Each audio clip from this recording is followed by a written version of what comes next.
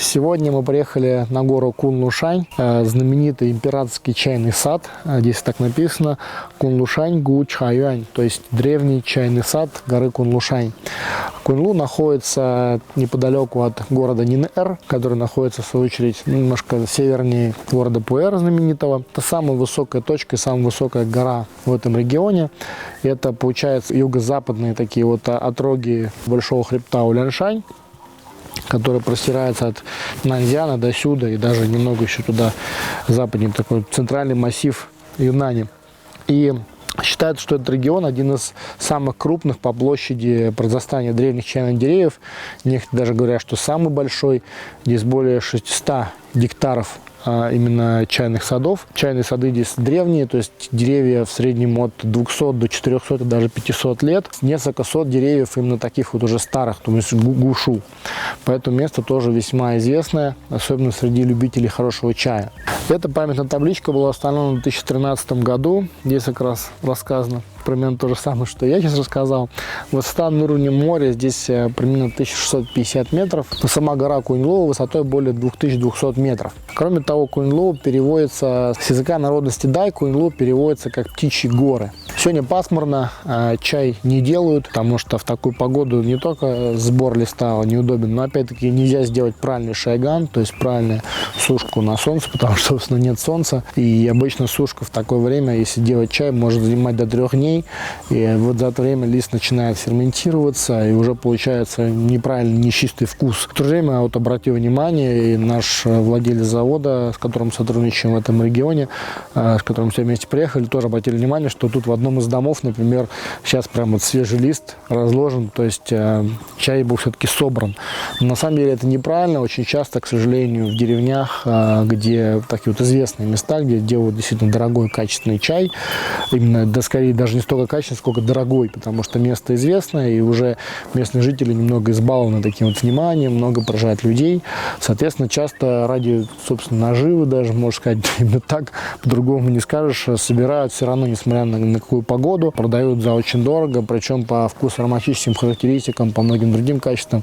Часто такой чай уступает даже более дешевому. Поэтому, конечно же, в особенности гушу для чая с древних деревьев очень важно правильный сбор, потому что когда настолько высокая цена, безусловно, качество должно соответствовать этой цене, а не просто вот чай из известного места, и поэтому уж мы как вот смогли, так и сделали. Такое, конечно, уже никуда не годится, но, к сожалению, иногда встречается. Ну вот, собственно, хозяйство, где видно, что чай вот только что сегодня собранный, проходит стадию идеал. Как я уже говорил, собрали его явно в неправильное время, но, видимо, у фермеров не было другого выбора, потому что ближайший прогноз погоды не очень хороший, и поэтому, если сейчас не собрать, то, собственно, чай потом можно вообще не собрать. Но остается только надеяться на честность фермеров, которые будут, соответственно, продавать его дешевле, потому что вкус у чая, сделанного в такую погоду, гораздо хуже.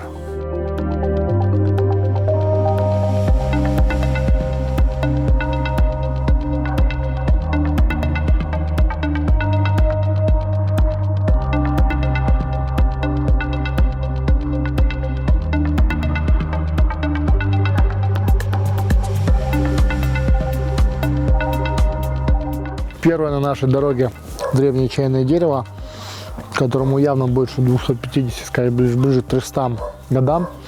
Надо сказать, что даже чисто по внешнему облику все чайные сады, вот именно древних чайных деревьев, сильно отличаются.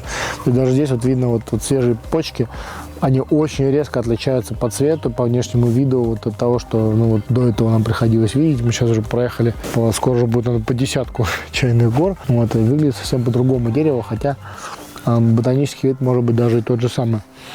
Ну и на вкус. Почка немного другая. Очень много белого ворса на молодых побегах. И, в принципе, если посмотреть, то приглядеться, то действительно это заметно. Вот если взять свежий флеш, белого ворса здесь заметно больше, чем на многих других чайных деревьев, которые можно встретить в других местах. Кстати, пожалуй, это одна из немногих известных чайных деревень, где столько чайных деревьев, где тоже далеко не самое дешевое сырье или семье, свежий лист. И при этом тут такой сохранился традиционный уклад, то есть еще не так много новостроя, не так много туристов. В прошлом году немного починили дорогу.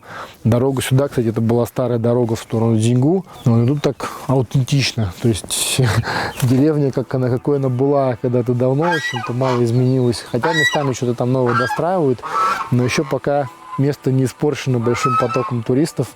И здесь сохранился такой традиционный уклад китайской деревни. Очень приятно, что такие места еще пока остались.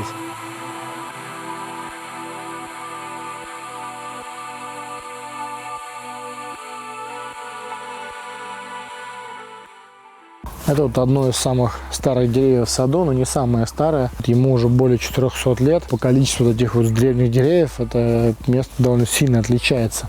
Птичьи горы весьма особенны в этом плане. Еще интересно то, что конкретно вот на этом дереве совсем другой размер листа. И еще абсолютно не пошли молодые почки. То есть действительно, правда говорят то, что, как правило, на гушу, на старых деревьях, чем более оно древнее, тем позже появляются молодые побеги, тем позже начинается с них сбор. Даже есть такой термин гушу хаймайфа, то есть типа еще не начали собирать чай с гушу. Каждый чайный сад имеет, безусловно, свою атмосферу, свое какое-то вот ощущение. И надо сказать, что здесь, конечно, оно тоже особенное. Вот особенно сказывается то, что довольно большая высота над уровнем моря. Вот, то, что большая площадь самого сада, такая традиционность деревни местной, не такое большое обилие туристов, как в более известных местах региона Мэнхая, Буланшань. Помимо большого количества старых деревьев, конечно же, тоже сажают и молодые кусты, конкретно как вот этот вот, так называемый сяошу, малые деревья.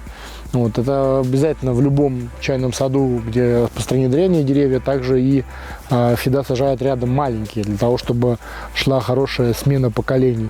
Но в очередной раз здесь, конечно, очень сильно удивляет то, что многие древние деревья очень плохо залечиваются, то есть там те же дупла, где были сломаны большие ветви, и там грибок начинает выедать это дерево. И многие садовники наши, российские, да и не только европейские, знают, как легко, в принципе, дереву помочь в данном случае. Но здесь почему-то это не делают. И я так сам для себя, наверное, понял, в чем причина. Потому что, в принципе, китайцы очень, у них есть такое особое отношение к чему-то древнему, то есть вот гудайда, то есть как древние вещи или какое-то древнее строение, постройка, какой-то предмет. И они, как правило, считают, что древняя вещь, она вот как она есть, так она и должна быть. Поэтому очень часто видишь какие-то полуразрушенные уже прям вот домик сейчас упадет, но вот он вот как он стоит, так он и стоит. Никто его не трогает, не подпирает, ничего с ним не делает. От него ощущение древности. Также и древние чайные деревья. С одной стороны, да, очень жалко, что некоторые из них бывают просто умирают из-за того, что можно было бы его залечить, но его почему-то никто этим не занимается, очень редко. Мне кажется, что это, возможно, какое-то заложено генетически у китайцев такое отношение к древнему, что не трогайте, пускай оно будет как есть. Но это знаменитая чаваншу, обязательный атрибут каждого чайного сада, каждой известной чайной горы или чайной деревни в Юннане. То есть ван — это владыка, шу — это дерево, ча, собственно, чай. То есть владыка данного пространства, да, то есть он самый большой по диаметру, ему говорят около 500 лет, может даже больше. Дерево, кстати, себя отлично чувствует, то есть оно такое ветвистое, очень действительно большое. Но, кстати, здесь очень много деревьев, которые близки и по размеру, и по диаметру к этому дереву. Обязательно табличка семьи, которому принадлежит это дерево, с их телефоном, где можно за абсолютно безумную цену купить чай, который не обязательно будет еще вкуснее, чем любой другой даже чай отсюда же. Но сам факт, что это вот то самое известное дерево, конечно же, для некоторых людей бывает очень важен. Основная территория чайного сада, вот именно древнего, не такая большая, но вообще площади чайных садов на Кунлушань действительно немалые. Вот просто не везде проложены тропы для туристов, но традиционный маршрут — это вот мимо деревеньки, значит, и вот эти вот самые старые деревья. А это дерево издалека выглядит совсем мертвым, но если подойти поближе, то видно, что оно дало очень такие небольшие побеги. Кроме того, оно активно пустится от корней. Видимо, они дают новую жизнь корни. Если смотришь, что ствол уже не все, то, собственно, новую жизнь дает вот эти побеги. Вот, тем не менее, дерево никто не спиливает, дают ему какие-то шансы дожить. Так внешне не очень видно, из-за чего оно погибло.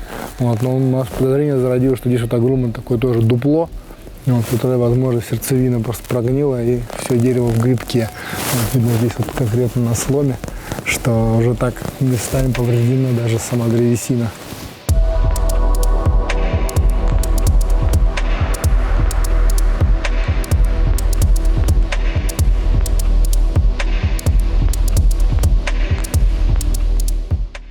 Кстати, императорским этот чайный сад называется потому, что именно сюда, и многих мест вообще в Юнане, куда приезжали специально собирать чай ко двору императора. Но это легенда, но тем не менее есть некие местные источники, которые это говорят.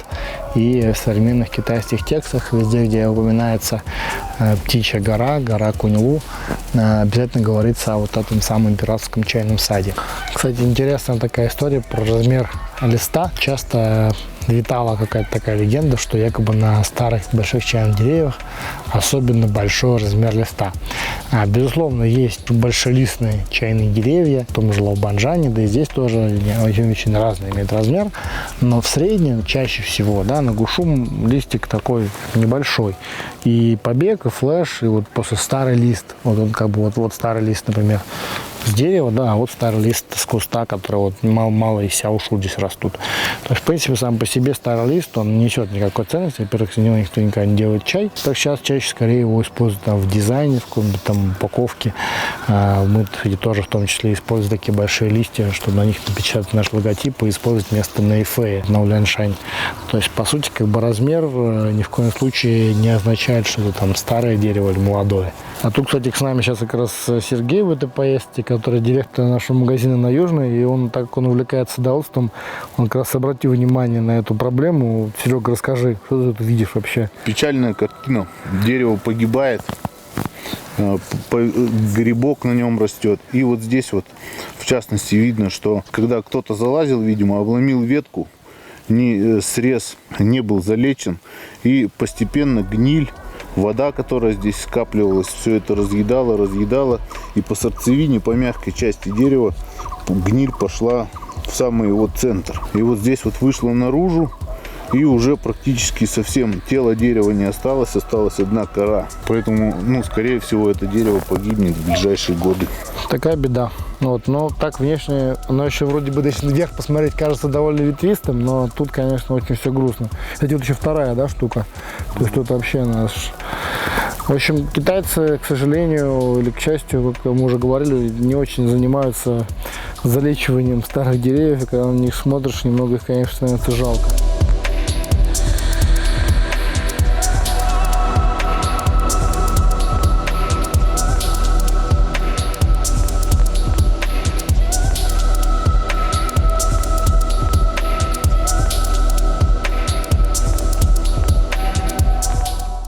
Кстати, интересный уже момент, который я не раз обращаю внимание. Вот, то есть выбирают одно какое-то дерево. Пишут около него, значит, что-то чаваншу, то есть самое старое, самое древнее, там такое. Часто бывает, что действительно самое старое, самое древнее. Но конкретно здесь вот очень много действительно больших древних деревьев. Вот мы прошлись немножко выше вдоль сада, значит, и увидели вот такое вот дерево, которое явно больше, чем то. И ему однозначно, я думаю, больше, чем 400 или даже 500 лет. В том же Фэнцине вот такого размера деревья, это уже деревья около 1500 или даже 2000 лет. То есть даже дерево вот только вот одна ветвь, да, вот такого вот обхвата, это уже дерево 300 было, 250 лет такого размера. А тут только просто огромный, одна из ветвей, тут этих ветвей целых 4. Вот, то есть это действительно огромное чайное дерево. И, кстати, вот это вот дерево, оно, ему повезло, оно себя чувствует очень хорошо. Нету ни дупел, никого. Так что, может быть, оно еще когда-нибудь доживет до возраста фэнциновских древних 3000-летних деревьев.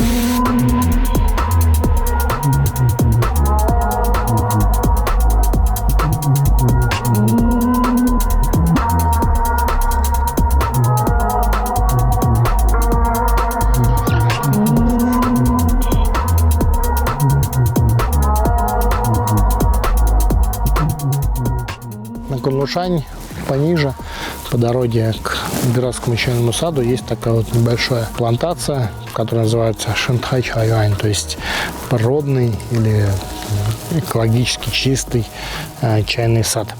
подразумевает, что здесь не используются никакие удобрения, то есть это биоциды, органические посадки. В принципе, это не означает, что все остальные здесь обязательно поливаются тоннами удобрений. Но, говорят, на этот чайный сад он находится под контролем, и вот он как раз имеет такой вот имидж Шентайн, самого чистого здесь чайного сада. Сделано так довольно красиво, здесь везде все так пострижено, аккуратненько, то есть это именно кустовая посадка.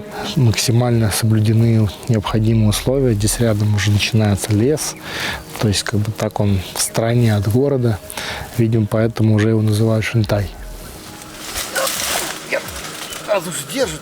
Держит, конечно. Настоящая природная сила шентайча выдерживает даже таких тяжелых людей, как я. Поэтому я думаю, это точно абсолютно чай, имеющий такую силу, чай-си, энергию. Ой, так втыкается в спину, что точно должен быть хороший чай. Ой. Кстати, вот куст цел, здоров, ни одно животное, ни один куст при моем падении не пострадал.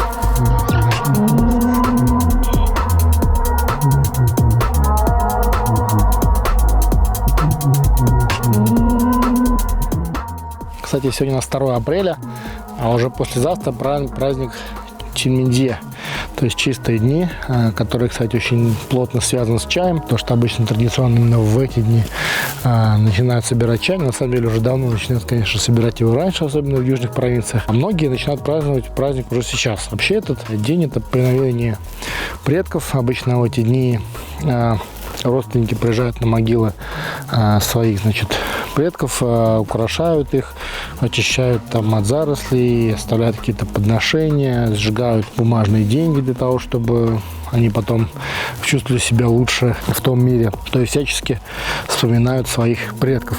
И уже сейчас, вот, хотя еще только 2 число, можно встретить довольно многих китайцев, кто украшаются могилы. Буквально только что вот мы проезжали вверх, здесь не было этих украшений. Вниз уже вот видно, что могилу очистили, украсили, видимо, здесь сидели, покушали, здесь вот сожгли деньги конкретно, там оставили какие-то сладости, алкоголь, там кто что. Бывает даже, кстати, когда сжигают что-то там, не только деньги, но и сжигают там даже дома там или что-то еще, машины там бумажные. И считается, что это все должно быть в услужение, предкам, что им там становится лучше. Кстати, китайское правительство в последнее время поборолось немного вот с этим вот совсем массовым сожжением каких-то огромных бумажных конструкций, хотя иногда это еще можно встретить в некоторых провинциях. Например, в той же Малайзии, на Тайване, может быть, просто огроменные вот эти вот там дома, небоскребы какие-то, там целые комплексы бывают размером там, с целой машину прям большую, которые сжигают вот как раз в дань поминовения предков. Спустились с горы Куньлу, здесь как раз мы на главной дороге уже, которая раньше шла в Дингу, поворот на подъем на гору Куньлу. Написано 12 километров. На самом деле, по ощущениям из-за серпантинов кажется, что гораздо дальше. До сада императорской семьи. Вот как раз указали Кунлушань. И здесь еще много всяких разных рекламных таких счетов, всяких разных торговых компаний. Причем не обязательно они относятся к Куньлу. Главное поставить здесь какую-то табличку, чтобы туристы обратили на них внимание.